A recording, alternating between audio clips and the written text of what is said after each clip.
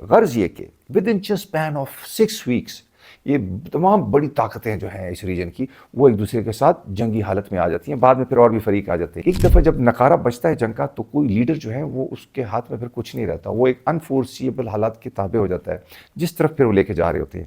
اس کو وہ ایک رابرٹ پیپ بولتا ہے نا اسکیلیشن ٹریپ بھی. یہ نتن یاہو جو اس وقت ایک جنگی جنون میں مبتلا ہے بلکہ دہائی سے، اس کو اپنے داخلی طور پہ مختلف ٹرائل کا سامنا ہے. کرپشن کی بے انتہا اس کی جو ہے نا سٹوریز ہیں ابھی، اور وہ جنگی لاز ہیں اسرائیل میں جس کی وجہ سے پھر آپ کورٹ پروسیڈنگ سب ہیلڈ ان ایبینس ہو جاتی ہے. کورٹ رک جاتے ہیں بیکاز آپ ایمرجنسی ڈکلیئر کرتے ہیں کہ وار لائک سچویشن ہے. 28 فروری کو، اسی فروری کے اینڈ میں اس کی کورٹ ہیئرنگز تھی جو کہ یہ ایران کی جنگ کی وجہ سے سب کچھ پیچھے ہٹ گئی. تو اگر کوئی ایسی جنگ چھڑتی ہے بڑی جنگ، یہ اس طرح کے لیڈر یہ اس میں حصہ لینے سے گریز نہیں کرتے کیونکہ وہ ان کی داخلی پوزیشن کو امپروو کرتی ہے. اب یہ سب بیلنسنگ کر رہے ہیں، دیکھ رہے ہیں کہ کس طرف جایا جائے.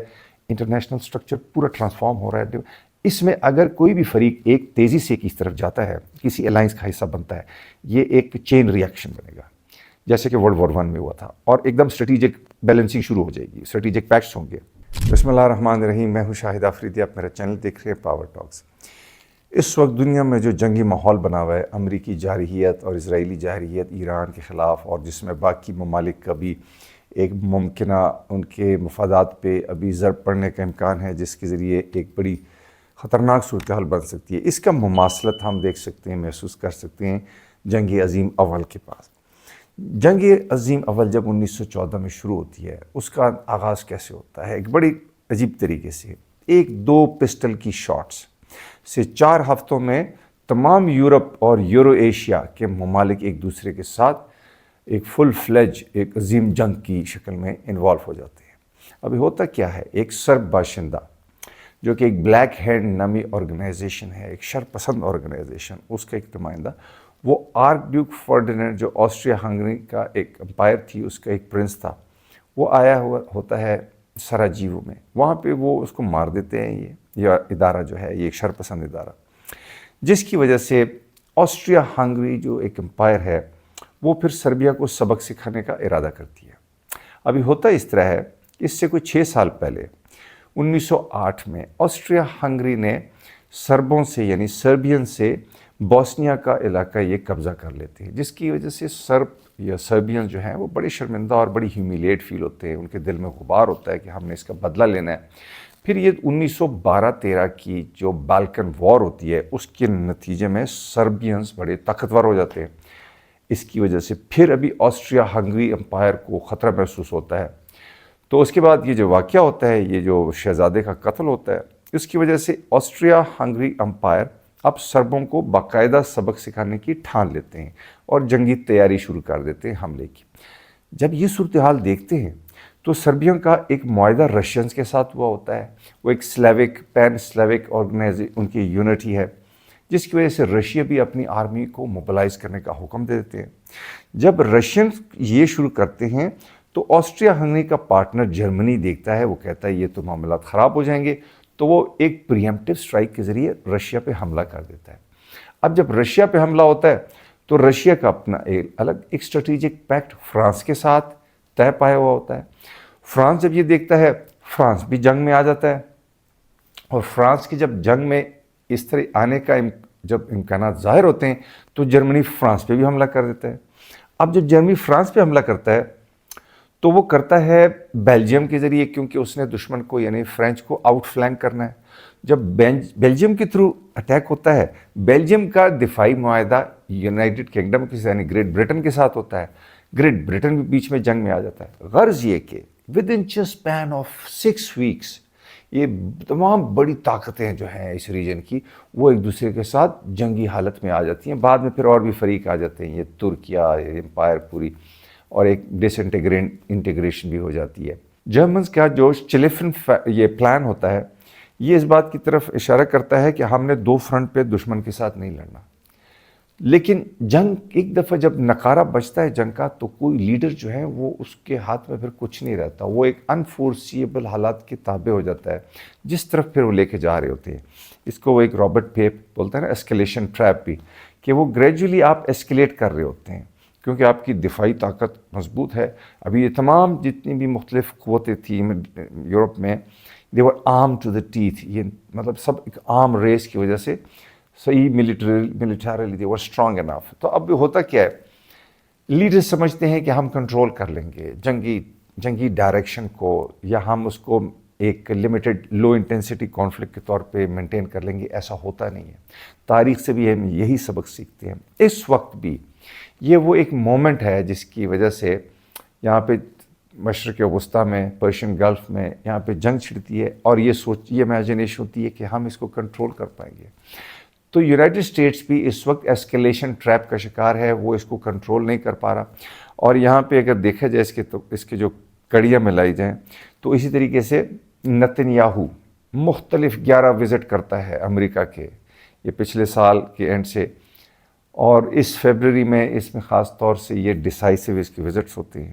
اس کے ذریعے وہ پورا ایک ماحول بناتا ہے، ایک جھوٹ کا ایک ڈسکورس کریٹ کیا جاتا ہے، ایک فالس امیج، جس کے جواب میں امریکن جو پریزیڈنٹ کی اپنی انتظامیہ ہے اس کے ارکان پریزیڈنٹ کو بتاتے ہیں مختلف، جیسے کہ CIA کا باس کہتا ہے فارسیکل، ٹھیک ہے، مارکو روبیو کہتا ہے BS یعنی کہ بکواس. تو یہ مختلف طریقے سے، لیکن پریزیڈنٹ چونکہ اس وقت اپنے پاور کے نشے میں ہے. وینزویلا کے جو ایک اس کے خیال میں ایک بڑا اچھا ریٹ تھا بلڈ لیس قسم کا، جس میں امریکن کیجویلٹیز بھی نہیں ہوتی، تو یہ سمجھا گیا کہ شاید یہ بھی ایسا ہوگا. لیکن تاریخ سے کچھ سیکھا نہیں جاتا. اس جنگ میں 1,70,00,000 لوگ مارے جاتے ہیں کیونکہ وہ جنگ کسی کے کنٹرول میں نہیں رہی. ابھی بھی اگر آپ دیکھا جائیں، اور یہ کون لوگ ہیں جو بیسیکلی جنگ کو یعنی سارٹ آف کرنے کے لیے وہ بےتاب ہوتے ہیں یا وہ بڑی جنگوں میں اپنے آپ کو یا دوسروں کو الجھاتے ہیں. یہ خاص طور سے وہ لیڈرز ہیں جو کہ ڈومیسٹک داخلی طور پہ مشکلات کا شکار ہوتے ہیں. کسی نہ کسی طرح ان کو پرابلم ہوتے ہیں. They want to project themselves as the tough guys, تاکہ ان کی پسندیدگی کا گراف اونچا جائے.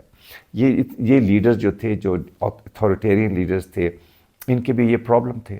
ابھی اس دور میں کیا ہو رہا ہے، اس دور میں دیکھیں نا، یہ نتنیاہو جو اس وقت ایک جنگی جنون میں مبتلا ہے، بلکہ دہائی سے اس کو اپنے داخلی طور پہ مختلف ٹرائل کا سامنا ہے.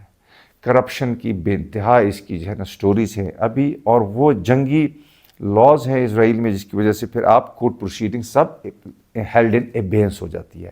کورٹ رک جاتے ہیں بیکاز آپ ایمرجنسی ڈکلیئر کرتے ہیں کہ وار لائک سچویشن ہے. 28 فروری کو، اسی فروری کے اینڈ میں اس کی کورٹ ہیئرنگز تھی، جو کہ یہ ایران کی جنگ کی وجہ سے سب کچھ پیچھے ہٹ گئی ہیں.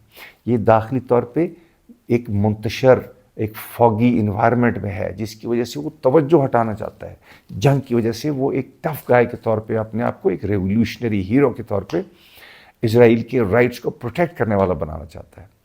دوسری طرف آپ ٹرمپ ایڈمنسٹریشن کو دیکھیں. مسٹر ٹرمپ یہ خود دیکھیں، ایپسٹین فائل کا یہ ایک بہت بڑی ایکوزیشن ہے. اس پہ یہ بھی ایکوزیشن ہے کہ اس نے 13 سالہ ایک بچی کے ساتھ زیادتی کی تھی، وہ بھی اس پہ ایلیگیشنز ہیں. یہ بھی توجہ ہٹانا چاہتا ہے. سملرلی ایون دوسری طرف دیکھا جائے، رشین کا جو ولادیمیر پوٹن ہے، یہ خود داخلی طور سے کافی مشکلات کا شکار ہے، بیکاز یوکرین وار میں رشینز کی بہت کیجولٹیز ہوئی ہیں. تو اگر کوئی ایسی جنگ چھڑتی ہے، بڑی جنگ، یہ اس طرح کے لیڈرز یہ اس میں حصہ لینے سے گریز نہیں کرتے، کیونکہ وہ ان کی داخلی پوزیشن کو امپروو کرتی ہے. آپ دیکھیں رشیا کے پاس 6000 نیوکلیئر وار ہیڈز ہیں، ٹھیک ہے، اور یہ اس جنگ کی وجہ سے اس کی آئل اور گیس کی ریونیو بھی بڑھ چکا ہے. تو وہ سمجھتا ہے کہ میں جنگ کے ذریعے، یہ جو گریٹ پاورز ہیں یہ سمجھتے ہیں جنگ کے ذریعے ہم اپنے داخلی تمام مشکلات کو بھی ہم ان سے بچ سکتے ہیں، اور ہم ایک ہیرو کے طور پہ، ریولیوشنری کے طور پہ ہم اپنے آپ کو پروجیکٹ بھی کر سکتے ہیں. کیونکہ اس طرح کے لیڈرز اگر ان کی جنگ میں نہیں ہوتے مبتلا، تو نہ صرف ان کو سیاسی نقصان ہوتا ہے، بعض اوقات ان کو ایون فزیکل پرابلمز بھی آتے ہیں. They are even jailed because اس طریقے سے ملکوں کو مشکلات میں ڈالتے ہیں. ابھی اس صورتحال میں یورپ نے بڑے طریقے سے فی الحال تو اپنے آپ کو سائڈ پہ رکھا ہوا ہے. سملرلی چائنا نے بھی بڑی انٹیلیجنٹلی، ڈیفٹلی اپنے آپ کو ایک ڈسٹنس پہ رکھا ہوا ہے. حالانکہ چائنا کی ایران کے ساتھ ایک بہت کلوز کوآپریشن تھی، اکنامک کوآپریشن تھی، ان کے پاس نظریاتی ایک ان کے ساتھ کامنالٹیز ہیں، کوآپریشن ہے. اس طرح رشیا کی بھی ایران کے ساتھ اسٹریٹجک کوپریشن ہے، اکنامک کوپریشن ہے، تو اس کے باوجود بھی انہوں نے ایک ڈسٹنس رکھا ہوا ہے. لیکن یہ کب تک رکھ سکتے ہیں؟ بیکاز اگر ایک بھی فریق آگے آتا ہے، کلوز ہوتا ہے، مثال یورپ کی طرف سے یا چائنا کی طرف سے، تو نیچرلی یہ ایک چین ریئیکشن ہوگا.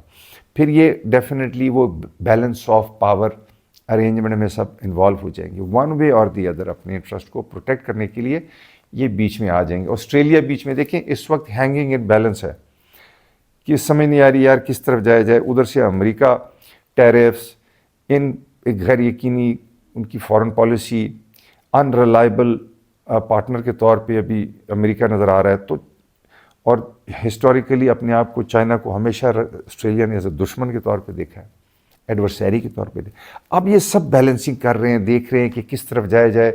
انٹرنیشنل سٹرکچر پورا ٹرانسفارم ہو رہا ہے. اس میں اگر کوئی بھی فریق ایک تیزی سے کس طرف جاتا ہے، کسی الائنس کا حصہ بنتا ہے، یہ ایک چین ریئیکشن بنے گا جیسے کہ ورلڈ وار 1 میں ہوا تھا. اور ایک دم اسٹریٹجک بیلنسنگ شروع ہو جائے گی، اسٹریٹجک پیکٹس ہوں گے، جس کی وجہ سے جب بھی ایک انوالو ہوتا ہے اس کے ساتھ 2-3 آٹومیٹیکلی چین ریئیکشن میں انوالو ہو جائیں گے، یا وہ جسے کہتے ہیں نا، یہ ایک پورا ایک پروسیس شروع ہو جائے گا. اس وقت دنیا میں جو چائنا کی فارن پالیسی ہے وہ چونکہ اپنے آپ کو ایک ڈیولپمنٹ فوکسڈ ہے، لیکن وہ کب تک رہ سکتے ہیں؟ ابھی جس طریقے سے ٹرمپ نے بلاکیڈ کیا ہے مڈل ایسٹ میں ایران کا، تو ایرانین آئل جو ہے وہ 90% جو ایرانین آئل ہے وہ چائنا جاتا ہے. تو اور یہ چونکہ باقی دنیا سینکشن کی وجہ سے ایران کا آئل لینے سے کترا رہی تھی. اب چائنیز ویسل اگر وہاں پہ آ رہی ہیں، جا رہی ہیں، اور بلاکیڈ لگا ہوا ہے، اور ساتھ ایک چائنی وار شپ بھی ہے، اور اگر امریکن اس کو روکتے ہیں یا ایک once fire single shot is fired, تو just see the reaction. That is the great powers, they never compromise on such things. اب دیکھیں اس کا ایک بڑی خوفناک نتائج نکل سکتے ہیں، because Chinese have got around 600 nuclear warheads. ابھی ایک ماڈرنائزیشن کی طرف ان کی آرمی بھی جا رہی ہے، اور بلکہ لارجسٹ نیوی ہے پوری دنیا میں ان کی. ٹھیک ہے، امریکیوں سے ابھی بھی وہ بہت پیچھے ہیں as far as overall armed forces ان کی ہیں، اور پھر ان کی اس طریقے سے ٹریننگ بھی نہیں ہے. امریکن جو ایئر کرافٹ کیریئرس ہیں وہ تقریباً 100 سال سے امریکی اس کو اسٹیبلش کیا ہوا ہے اور وہ آپریشنل ہیں. چائنیز ابھی صرف 14 سال سے ہیں، تو اس طرح ان کی ٹریننگ بھی نہیں ہے. But still as far as numbers are concerned, ships they have the largest number in the world. Similarly Russians تو خیر ایک بڑی اوتھینٹک لارج ماڈرنائزڈ آرمی ہے.